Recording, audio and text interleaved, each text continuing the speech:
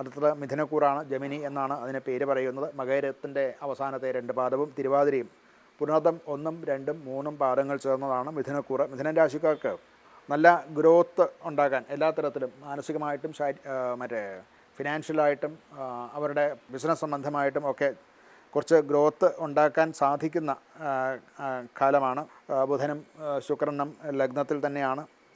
2ാം ഭാവത്തിൽ വ്യാഴവുമുണ്ട്. പൊതുവേ തന്നെ സമൂഹത്തിൽ അവരുടെ ഒരു പേഴ്സണാലിറ്റി ഒക്കെ കൂടുതൽ അംഗീകരിക്കപ്പെടും. അതിൽ കമ്മ്യൂണിക്കേഷൻ സ്കിൽസ് വളരെ കൂടും.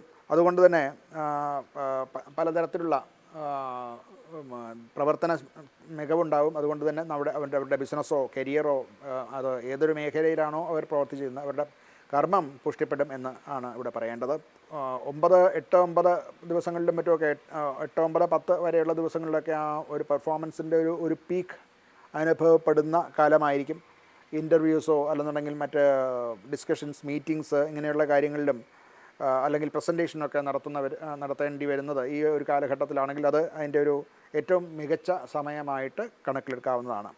ഫിനാൻഷ്യൽ ഗ്രോത്തിന് അനുകൂലമായിട്ടുള്ള ചില ഡിസിഷൻസൊക്കെ ഈ ആഴ്ചയുടെ അവസാനം എടുക്കും, അഥവാ എടുക്കാൻ അനുയോജ്യവുമാണ്. അതുകൊണ്ട് ഭാവിയിലേക്ക് ചില പ്രയോജനങ്ങൾ, ഫിനാൻഷ്യൽ ആയിട്ടുള്ള പ്രയോജനങ്ങൾ കിട്ടാൻ സാധ്യത കാണുന്നുണ്ട്.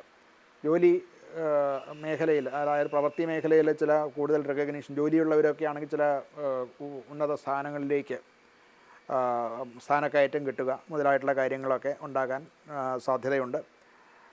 ധനത്തിലും ധന ആഗമ മാർഗങ്ങളിൽ ഒരു വളർച്ച ഉണ്ടാവുന്നതായിട്ട് കാണാൻ സാധിക്കും.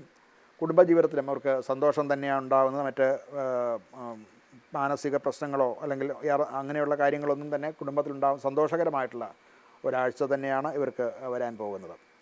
ആരോഗ്യപരമായിട്ടും വളരെ നല്ലതാണ്. ഒരു ഓവർ തിങ്കിങ്ങിൻ്റേതായിട്ടുള്ള അല്ലെങ്കിൽ കൂടുതലായിട്ട് മെൻ്റൽ സ്ട്രെസ് ഉണ്ടാക്കുന്നതിൻ്റേതായിട്ടുള്ള ചില പ്രശ്നങ്ങൾ ഒഴിച്ചാൽ മറ്റു കാര്യങ്ങളൊക്കെയും അനുകൂലം തന്നെയാണ്.